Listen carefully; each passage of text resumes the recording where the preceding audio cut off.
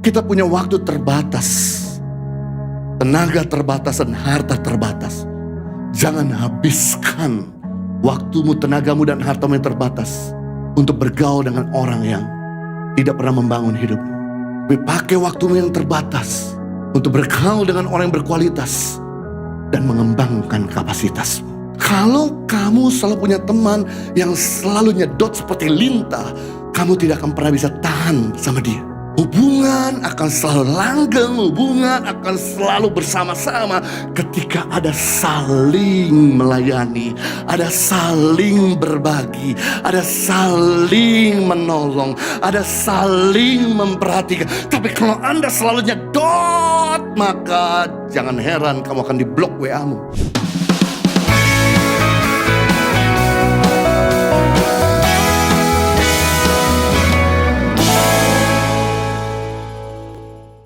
Nah, kalau saudara senang dengan sebuah judul khotbah, saya mau sampaikan firman Tuhan pada siang hari ini dengan tema toxic relationship. Karena bulan ini kita belajar tentang hubungan. Jadi saya percaya bahwa kita harus menang masalah hubungan. Di dalam bulan ini saya mau sampaikan pada saat ini tentang toxic relationship. Manusia adalah makhluk sosial. Manusia butuh teman, manusia butuh sahabat, manusia butuh komunitas. Namun masalah dalam pertemanan dan persahabatan, ada yang mendatangkan berkat bagi masa depan kita, ada juga mendatangkan kutuk bagi masa depan kita. Itu sebabnya kita mesti cerdas dalam memilih dan memilah persahabatan. Sebab persahabatanmu akan menentukan masa depanmu. Your friends determine your future.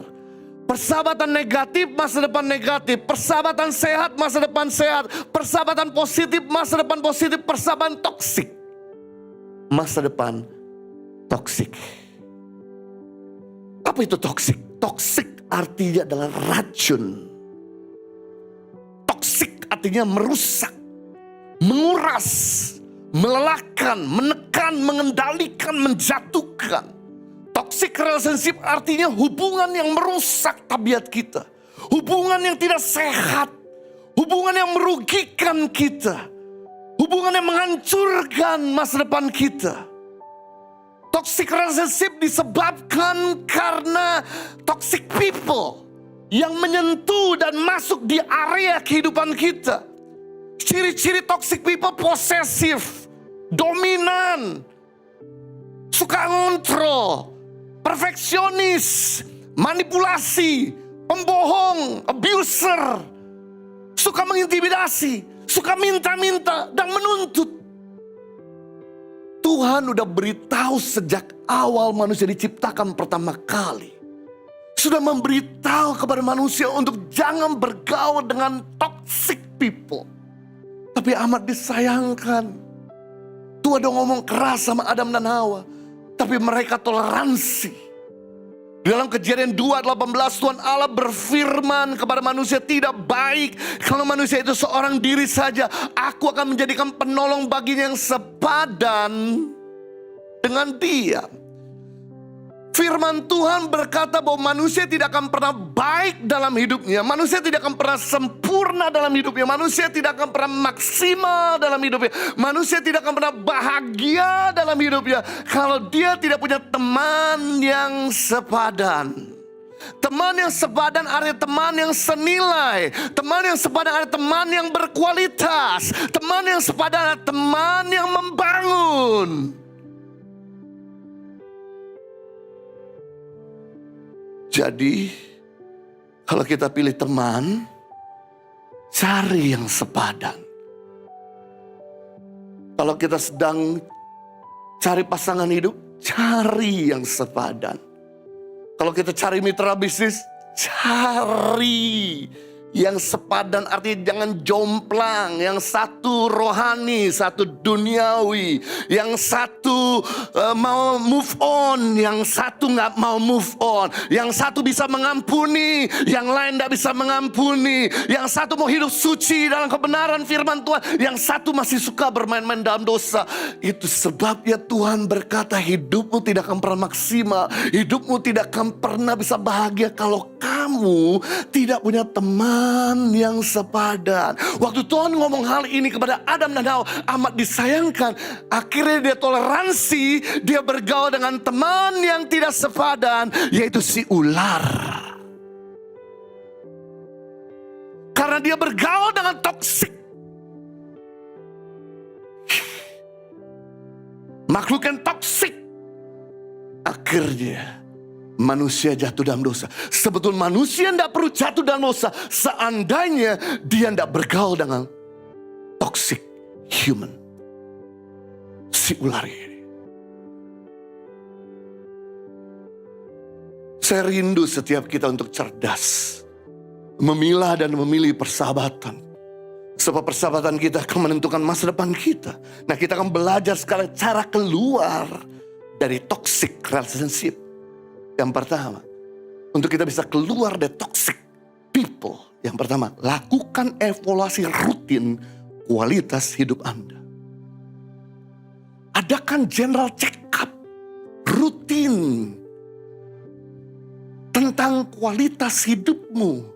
1 Korintus 15 ayat 33, janganlah kamu sesat, janganlah kamu lengah, janganlah kamu gak sadar pergaulan yang buruk merusak kebiasaan yang baik. Kata kebiasaan artinya tabiat, karakter. Jadi rupanya tabiat kita rusak, karakter kita rusak bukan karena problem. Problem tidak pernah merusak tabiat dan karakter kita, tapi tidak akan pernah merusak habit kita. Yang merusak karakter kita, habit kita, yang merusak kita punya value adalah pergaulan yang salah.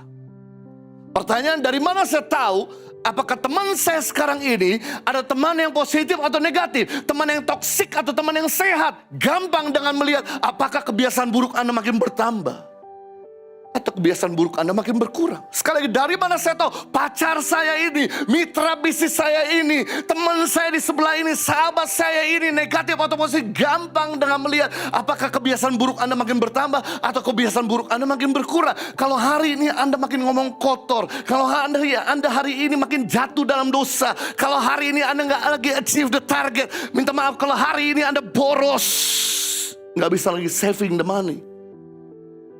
Kalau hari ini Anda nggak lagi sayang sama keluargamu, nggak bisa mengampuni. Kalau hari ini kamu nggak lagi dekat sama Tuhan, saya bisa pastikan bahwa teman-temanmu adalah teman negatif. Ada teman yang positif, dia tidak akan pernah biarkan kamu hidup dalam hutang. Teman yang positif, dia tidak akan pernah biarkan kamu untuk hidup tidak bisa mengampuni. Tapi kalau hari ini perkataanmu berkualitas, kamu achieve the target. Kalau hari ini kamu berjalan dalam kesucian, saya bisa pastikan bahwa teman-temanmu adalah teman-teman yang berkualitas. Itu sebabnya tolong dianalisa. Dari mulai pandemik masuk di Indonesia Maret 2020 sampai hari ini Februari 2023, sudah 3 tahun. Coba dianalisa, apakah kasihmu makin bertambah-tambah atau kasihmu makin berkurang-kurang? Apakah damai sejahteramu makin bertambah-tambah atau makin berkurang-kurang? Apakah kesetiaanmu makin bertambah-tambah atau makin berkurang-kurang? Apakah self defense-mu, penguasaan dirimu makin kokoh atau makin jebol?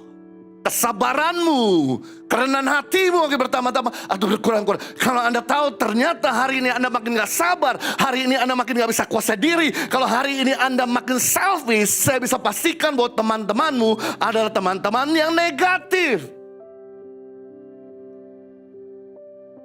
Kalau Anda tahu bahwa Anda sedang dalam keadaan memburuk dibandingkan sebelum pandemik, Anda harus berani tega meninggalkan temanmu yang lama dan rendah hati untuk bergaul dengan teman yang baru. Kenapa? Karena temanmu gak pernah mikirin hidupmu, temanmu gak pernah mikirin masa depanmu, temanmu tidak akan pernah mikirkan tentang kesehatanmu. Yang mereka pikirkan dirinya sendiri. Mereka peras waktumu, mereka peras tenagamu, mereka peras uangmu untuk mengenyangkan, memuaskan dirinya. Oke, Pak, saya teman dekat sama dia. Sekali lagi, kita harus bisa berjalan dengan orang yang senilai dengan kita. Bird always fly with the same feather. Burung so terbang dengan sejenisnya. Gak mungkin Raja Wali bermain sama bebek. Tidak mungkin elang bergaul sama pipit. Raja Wali akan bergaul dengan elang. Raja Wali akan bergaul dengan sejenisnya. Demikian juga bebek sama pipit tidak akan mungkin bisa bergaul dengan terbangnya yang tinggi. Berarti, orang yang gak bisa mengampuni pasti akan kumpul dengan orang-orang yang gak bisa mengampuni. Orang yang emosional akan kumpul dengan orang-orang yang emosional. Minta maaf, orang yang boros akan kumpul dengan orang-orang yang boros. Hidup ini harus terus move on. Hidup ini harus terus maju. Tapi kalau temanmu gak pernah mau maju, bagaimana bisa membuat kamu berkembang? Saya kasih contoh, saya panggil Tri Pamungkas untuk maju ke depan. Tri Pamungkas seorang lawyer muda, baru saja diberkati pernikahan bulan Mei tahun lalu. Nah, kalau saya berteman sama dia, pasti kita akan jalan bersama-sama, bergandengan tangan. Menuju kepada visi kita di depan. Tapi seandainya dia tidak mau move on, dia masih ngomongin kepahitannya di masa lalu, mau gak mau dia akan berhenti. Dan akibatnya kita jadi tegang. Kita jadi tarik-tarikan. Yang membahayakan begini, saya gak bisa maju, saya gak bisa lebih baik. Karena tertahan sama dia. Karena selalu memberikan waktunya sama dia. Dan setiap kali saya ngomong, ayo ampuni, dia masih gak bisa mengampuni. Saya sulit sekali, kamu ngomong gampang ampuni. Tapi saya sulit untuk bisa melakukannya. Tapi kalau Anda tahu bahwa dia mikirin dirinya sendiri, gak pernah mikirin Anda harus putuskan untuk melepaskan dia dan bisa move on. Thank you. Jadi gak ada masalah, mungkin kau punya teman baik tahun lalu, 3 tahun lalu. Tapi kalau dia tidak bisa mendorong kamu maju, dia nahan kamu. Kamu yang harus putusin tinggalin dia. Mau dia pacar, mau dia teman baik, mau dia mitra bisnis. Anda harus pikirin dirimu karena gak ada yang mikirin dirimu. Itu sebabnya stay away people who still complain. Tinggalkan orang-orang yang suka komplain. Kenapa seringkali Anda susah mengucap syukur? Karena Anda kumpul dengan orang-orang yang suka komplain. Stay with people who still hating. Tinggalkan orang-orang yang benci. Kalau Anda suka kumpul dengan orang benci, Anda susah mengampuni. Kenapa Anda sulit mengampuni? Karena nggak pernah kumpul sama orang yang suka mengampuni. Stay with people who still losing. Tinggalkan orang-orang yang patah semangat, yang nggak pernah move on. Stay with people who still broken. Stay with people not making change. Tinggalkan orang-orang yang nggak bisa berubah. Kenapa Anda sulit berubah? Karena Anda masih kumpul dengan mereka yang susah berubah. Stay with people who living in the past. Tinggalkan orang-orang yang gak bisa move on, masih tinggal di masa lalu. Stay with people who still making excuse. Tinggalkan orang-orang yang suka selalu bikin alasan. Kenapa Anda jadi orang yang gak pernah on time, guys? Janji sama orang yang gak pernah on time. Karena selalu kumpul dengan orang yang suka bikin alasan. Kalau Anda kumpul dengan orang Jepang, orang Korea, orang Singapura, janji jam 4, Anda udah datang jam 3.30. Akan Anda pasti secara otomatis akan punya habit dari yang suka telat jadi on time. Kenapa? Kumpul dengan orang-orang yang gak pernah making excuse. Saya paling marah dengan staff-staff saya kalau ada di antara mereka yang selalu bikin alasan kalau ditegur. Saya gak butuh alasan, saya butuh perbaikan.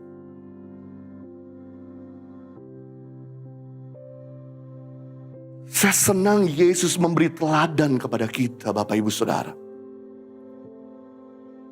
Yesus memberi teladan bahwa dia dikelilingi sama teman-teman yang sehat, bukan teman-teman yang toksik.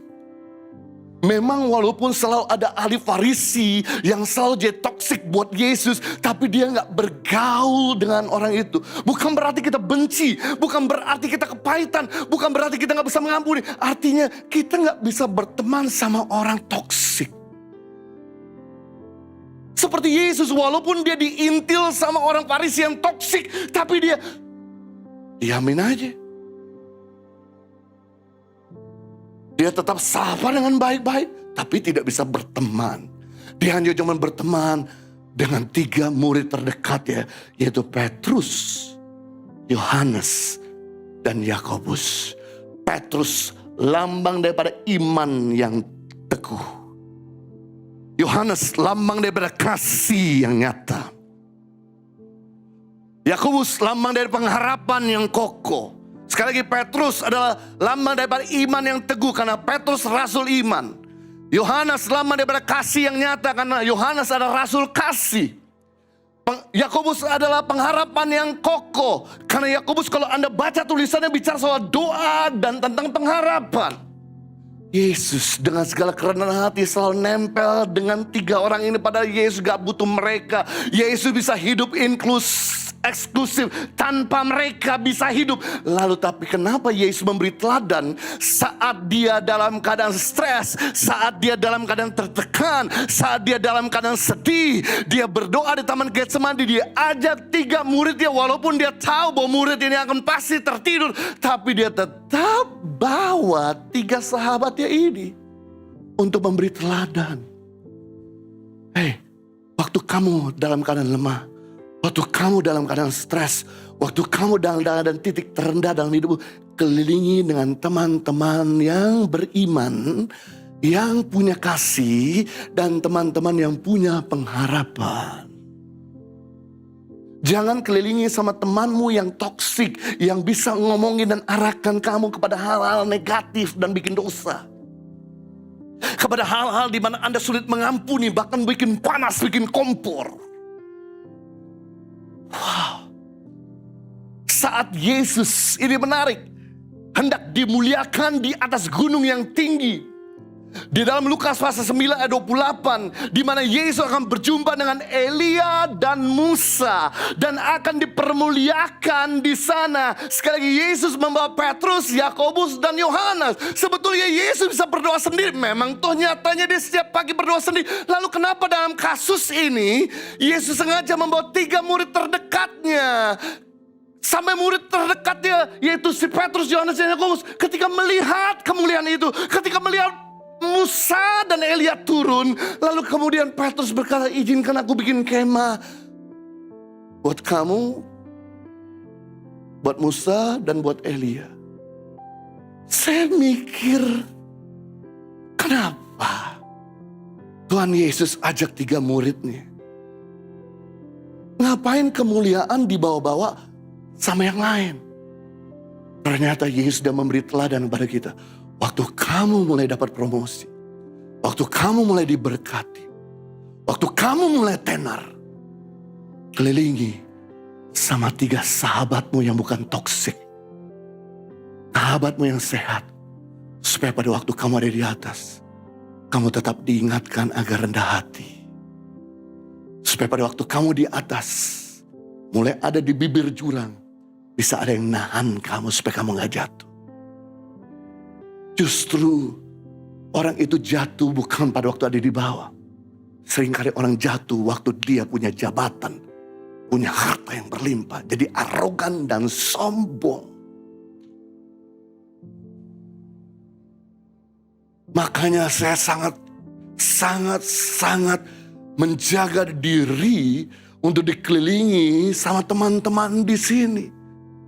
Kami menjaga diri, saya bersama istri, untuk tetap terhisap dalam sebuah komsel. Walaupun saya gembala, istri saya gembala, tapi kami tetap terhisap untuk tetap mementoring mereka agar kami bisa terlihat.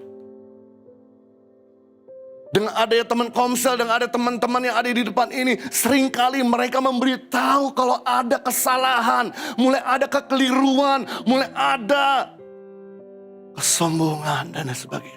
Dan mereka kami beri akses untuk ngomong apa saja sama kami. Kenapa seseorang jatuh? Karena terlalu eksklusif. Menyingkirkan orang-orang yang bisa bicara dalam hidupnya. Bahkan Yesus juga memberi teladan ketika hendak mendoakan anak Yairus, anak kepala rumah ibadat yang mati. Dia sekali lagi dia ajak Petrus, Yohanes, Yakobus untuk berdoa sehingga anak yang mati itu bangkit kembali. Artinya apa? Kalau kamu sedang mendoakan seseorang, waktu kamu mendoakan sesuatu, waktu kamu sedang bergumul, mari libatkan teman-temanmu yang positif dan bukan toksik untuk ikut berdoa bersama-sama. Sebab firman Tuhan berkata, 2-3 orang sepakat meminta apapun, permintaan dikabulkan. Sepakat artinya setuju. Temanmu setuju, sahabatmu setuju, minta sama Tuhan, Tuhan berikan. Ini disebut dengan corporate iman. Ini disebut dengan iman kerumunan. Kenapa kita perlu kedatangan ke gereja? Karena di gereja kita punya namanya atmosfer atau iman kerumunan. Ternyata dengan mereka menyembah Tuhan ada timbul iman. Dengan menyembah Tuhan akhirnya kita ikut menyembah Tuhan. Dengan mereka yang punya kasih, akibatnya kita jadi punya kasih, kita jadi melihat. Saya rindu setiap saudara untuk coba evaluasi perkataanmu, perbuatanmu dan sikapmu. Apakah makin berkualitas atau makin sebaliknya? Kalau Anda tahu semakin sebaliknya, berani tega tinggalkan teman-temanmu yang negatif. Dan rendah hati terhisap dengan teman-teman positif. Yang kedua, cara keluar dari toxic relationship. Mengisi waktu untuk mengembangkan kapasitas. Mengisi kegiatan yang bermanfaat.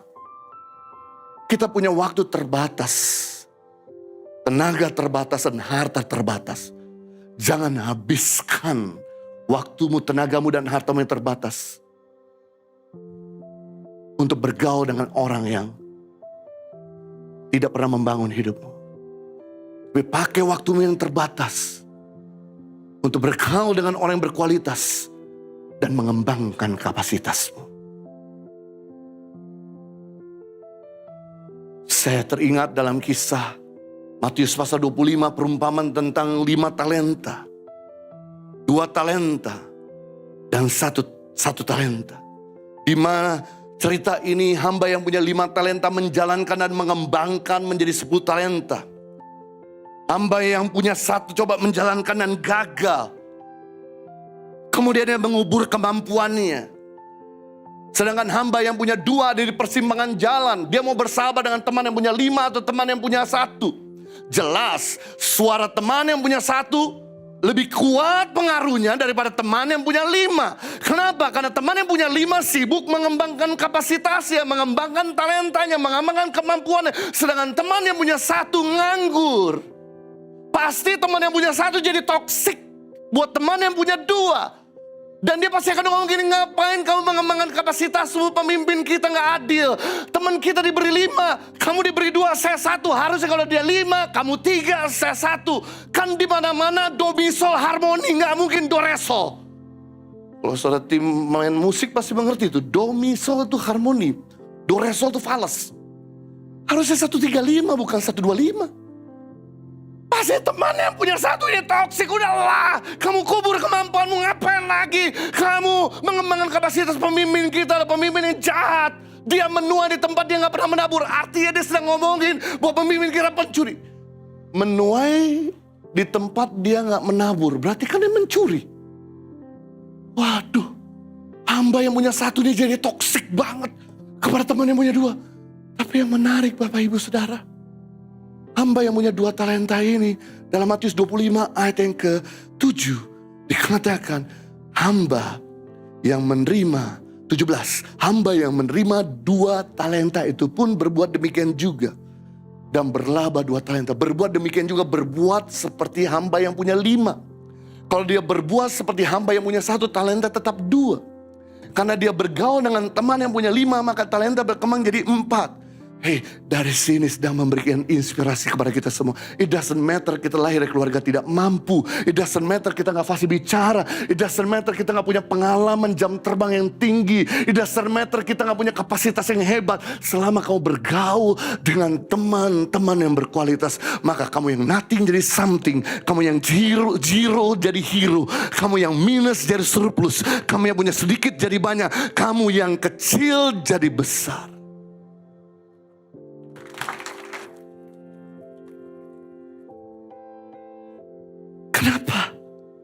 Tuhan berikan kepada kita talenta, Bapak Ibu.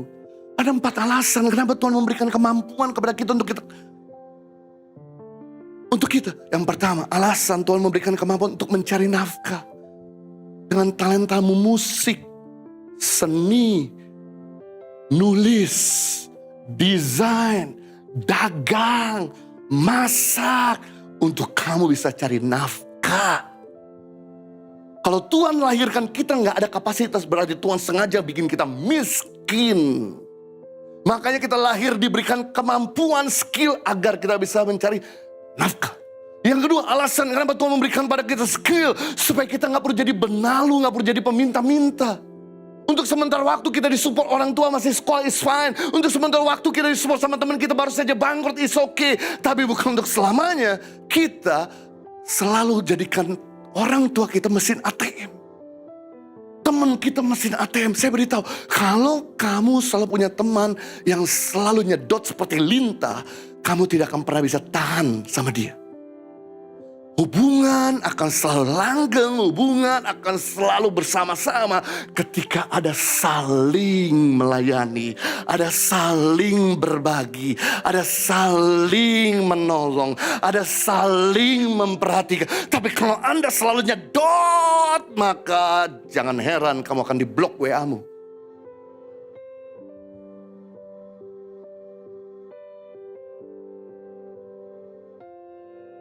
Gak ada orang yang bisa terus jadi Superman kasih kamu nafkah. Makanya Tuhan berikan kemampuan supaya kamu berdiri di atas kakimu sendiri. Yang ketiga, alasan kenapa Tuhan memberikan skill dan kemampuan, supaya kita jadi berkat. Dengan talentamu musik, kamu bisa melayani Tuhan. Dengan talentamu nyanyi, kamu bisa menghibur orang. Dengan talentamu dagang, kamu bisa menciptakan lapangan pekerjaan. Dengan talentamu IT, kamu menolong orang sehingga mereka bisa punya income yang lebih baik. Talenta bukan untuk kita simpan sendiri. Talenta untuk kita latih. Makanya kenapa ada volunteer? Volunteer sedang menggunakan talenta mereka untuk menolong kerajaan Tuhan. Untuk menolong saudara. Dan saya beritahu, kalau mereka volunteer bisa mengerjakan yang terbaik tanpa dibayar. Apalagi nanti waktu mereka dibayar di perusahaan, mereka sangat tajam dalam pekerjaannya. Kenapa? Karena udah terlatih, gak dibayar aja bagus, apalagi dibayar. Saya hari ini bisa khotbah. Saya udah sempat cerita sama Bapak Ibu. Waktu saya khotbah pertama kali saya nangis di mimbar. Karena gak bisa khotbah. Karena demam panggung. Lalu bagaimana saya bisa khotbah? Selain latihan di depan bantal guling tiap hari, saya pergi ke desa-desa. Ke tempat pedalaman-pedalaman yang ada di Maluku, di Papua, di Nusa Tenggara Timur.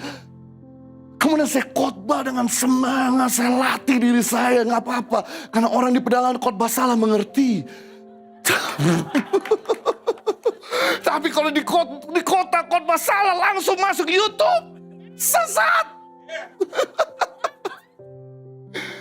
Dan saudara tahu, dari itu tahun 2004, 2005, 2006, 2007 saya terus masuk pedalaman. 2006, 2007, 2008, 2009. Hari ini saya khotbah dengan baik.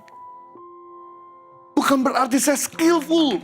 Kenapa? Latihan, gak dibayar khotbah bagus. Memang sih sampai hari ini khotbah juga gak dibayar. Gak terima PK juga. Makanya kenapa teman-teman yang melayani hari ini, mereka begitu jadi profesional. Karena melatih diri mereka. Melayani tanpa dibayar. Nah, ini yang menarik. Guru-guru kami di pedalaman Indonesia, dengan gaji yang sangat, artinya UMR, mereka mengabdi di tempat-tempat yang gak ada signal dan listrik.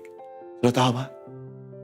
Setiap mereka yang sudah mengabdi pedalaman, mereka selalu dicari-cari sama perusahaan untuk dipekerjakan di tempat mereka. Kenapa? Karena di tempat yang gak ada listrik, gak ada mall, gak ada air, gak ada signal, mereka bisa kerja the best mungkin. Waktu mereka kerja sebagai karyawan di perusahaan, mereka gak pernah komplain. Dengan AC mereka gak pernah komplain, dengan posisi mereka gak pernah komplain, dengan gaji yang mereka terima. Yang keempat, tujuan Tuhan memberikan skill supaya kalian melipat gandakan. Supaya dikembangkan. Saya kasih tahu saudara, kenapa tujuan Tuhan untuk kamu bisa kembangkan talenta? Semakin talentamu berkembang, semakin income-mu berkembang. Semakin kamu excellent, semakin orang akan bayar mahal kamu. Hanya cuman orang excellent yang duduk dengan raja-raja, petinggi-petinggi. Kalau nggak excellent, kamu nggak mungkin dibayar mahal. Kamu nggak mungkin ketemu dengan petinggi-petinggi.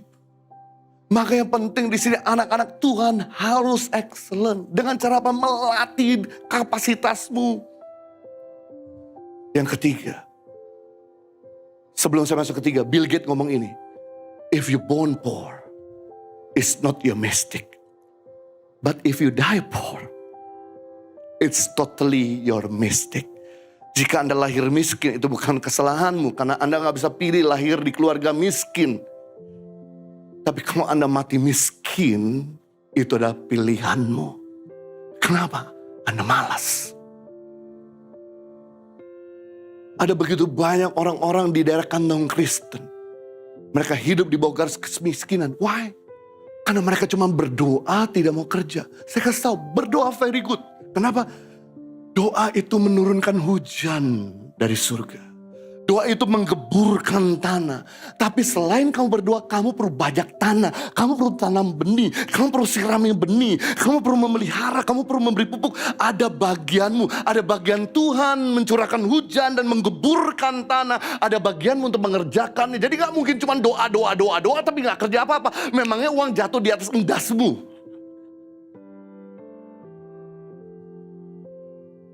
Orang yang berdoa keras, berpikir keras, bekerja keras, berkata keras. Tapi orang yang tidak berpikir keras, orang yang tidak berdoa keras, orang yang tidak bekerja keras, hidupnya keras. Pilihan dua, Anda mau hidup keras atau berkata keras.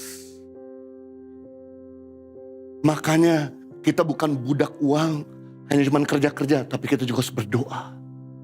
Agar Tuhan mencurahkan hujan, menggeburkan tanah kita. Kita juga harus berpikir agak smart, gak bodoh. Yang ketiga terakhir, cara kita keluar dari toxic relationship, rendah hati untuk dipimpin orang lain. Orang yang dipimpin oleh orang lain adalah orang yang rendah hati. Run from those who gone before us. Belajar dari mereka yang telah mendahului kita. Kalau mereka bisa sukses dalam waktu 10 tahun, tapi gara-gara kamu belajar, kamu bisa sukses dalam waktu 5 tahun atau 3 tahun atau 2 tahun. Belajar sama orang lebih efektif daripada belajar sama buku. Kenapa? Karena Anda belajar sama orang lain, Anda di coaching secara langsung. Orang yang rendah hati adalah orang yang mau dibimbing dan ditegur. Sedangkan orang yang sombong adalah orang yang tidak mau dibimbing dan tidak mau ditegur. Kenapa seringkali kita fail? Kenapa seringkali kita gagal? Kenapa seringkali kita bikin kesalahan? Jawab serah. Waktu kita mengambil keputusan, kita punya informasi yang terbatas pada saat itu. Masih ingat waktu kita duduk bangku SD, kenapa teman kita gak naik kelas? Atau mungkin kenapa kita gak naik kelas? Karena waktu kita mengerjakan ujian, kita memberikan informasi yang tidak akurat. Pemimpinmu, orang di atasmu, punya daya pandang lebih luas, lebih lebar, lebih jauh daripada kita di bawah yang punya daya pandang lebih terbatas, lebih sempit. Makanya Anda perhatikan semua king of success in the Bible. Mereka adalah orang-orang yang dimentor bertahun-tahun. Tidak ada Yosua bisa membawa masuk tanah perjanjian kalau gak pernah dimentor oleh Musa selama 40 tahun. Bayangkan dimentor 40 tahun sama Musa yang kejam, tukang bunuh orang. Kalau gak ada kerendahan hati buat Yosua untuk submit, gak mungkin Yosua bisa terus loyal sama Musa. Tidak ada Elisa kalau dia gak pernah mau dimentor 4 kota oleh Elia. Tidak ada Timotius yang tajam dalam berpikir, masih muda. Kalau dia tidak pernah dimentor oleh Paulus yang kejam dan kasar. Tidak ada Cristiano Ronaldo kalau dia nggak pernah dimentor sama Sir Alexander Ferguson. Bayangkan, saya kagum dengan Cristiano Ronaldo bukan karena mainnya. Mainnya Cristiano Ronaldo sama Messi, beda-beda tipis. Saya kalau mendengar Cristiano Ronaldo bukan karena tampangnya. Tampang Cristiano Ronaldo sama saya beda-beda. Bukan saya mengatakan, tapi saudara mengatakannya. Tapi saya kagum dengan dia. Waktu dia masih remaja, dia selalu pasang telinga sama pemimpinnya, menerima masukan teguran. Waktu dia sudah jadi juara dunia, dia juga tetap pasang telinga. Walaupun dia dimaki-maki sama mentornya di depan 100.000 orang. Wow, no wonder kalau dia jadi pemain bola yang baik, karena rendah hati. Kenapa pemain tetap harus bayar pelatih? Yang notabene pelatih dibayar oleh pemain untuk menyuruh-nyuruh pemain. Biasanya kita bayar orang untuk disuruh-suruh, betul? Kita bayar pegawai untuk kita suruh-suruh. Kita bayar pembantu untuk kita suruh-suruh. Kita bayar supir untuk kita suruh-suruh. Ini pemain membayar pelatih untuk minta disuruh-suruh. Lagi tidur enak-enak dibangunin. Lagi makan enak-enak disuruh berhenti. Lagi main betul-betul disalah-salahin. Karena pelatih dibayar melihat blank spot dalam diri pemain. Sehingga ketika dikoreksi 95% waktunya sama pelatih. Disiplin 95% waktunya sama pelatih. Sehingga dia bisa menggunakan try and error. Begitu dia tampil di stadium, orang lain 5%-nya sangat elegan. Beda dengan mereka yang gak punya mentor. Saya 3 hari lalu diminta sama teman saya untuk main bulu tangkis. Saya berkata, saya sudah berhenti main bulu tangkis 16 tahun. Kan kamu berjanji di khotbah, kamu perlu menguruskan perut kamu yang besar minggu lalu. Jadi kamu harus buktikan perkataanmu, ikutlah olahraga. Kemudian, saya malu karena 16 tahun gak pegang raket. Wow. Pendeta main 16 tahun tanpa raket. Bikin malu-maluin pasti. Tapi karena dia terus mendorong, ayo kamu ikut main badminton. Saya main badminton jam 8 pagi hari Kamis kemarin. Dan saudara tahu, setiap kali saya mau pukul kok, net saya bolong. Satu, saya pukul, satu. Untungnya saya bisa surfing, masih gak pernah gagal, selalu masuk terus. Cuman begitu saya mau tebas, bolong, jatuh. Kenapa? Karena mata saya susah sekali memperhatikan kok itu, sehingga akhirnya merasa terus jatuh. Saya udah patah semangat. Ini pendeta bikin malu, boleh khotbah bagus, tapi main bulu tangkis jebol terus tuh koknya. Udah mau down. Tapi teman saya tenang, it's okay Pak Pendeta. Doa lagi dan latihan lagi. Saya maju lagi latihan. Akhirnya di mainan kedua, saya bisa lebih better lagi. Lumayan tangkis. Kalau saya latihan tiap minggu, boleh tanding sama saya 2 tahun lagi. Jangan besok. Man, saya aja perlu di mentor. Gak ada orang yang sempurna. Makanya kebutuhan pendahulu yang terus mengeluarkan potensi kita. Saya kasih tahu, walaupun Tuhan udah berikan potensi dalam dirimu, tapi sekali lagi, dibutuhkan bantuan orang lain untuk mengeluarkan yang terbaik dalam dirimu. Sekali lagi, memang Tuhan memberikan kapasitas, memang Tuhan memberikan kelebihan, memang Tuhan memberikan skill. Tapi sekali lagi saya katakan, dibutuhkan bantuan orang lain untuk mengeluarkan yang terbaik. Semua orang-orang excellent hari ini dan di Alkitab, mereka adalah orang-orang yang dimentor. Maka rendah hati untuk kita ditegur, dibimbing. Kalau saudara mau hidup dalam pernikahan yang bahagia, ketika pemimpinmu ngomong, dengerin. Jangan bantah, lakukan, maka rumah tanggamu selamat. Ada 30 couple yang mau bercerai. Mereka datang sama pemimpin mereka di Komsel. Mereka datang sama kami tidak jadi percaya. Kenapa? Karena mereka mau dengarkan orang yang sehat, bukan dengarkan teman yang toksik.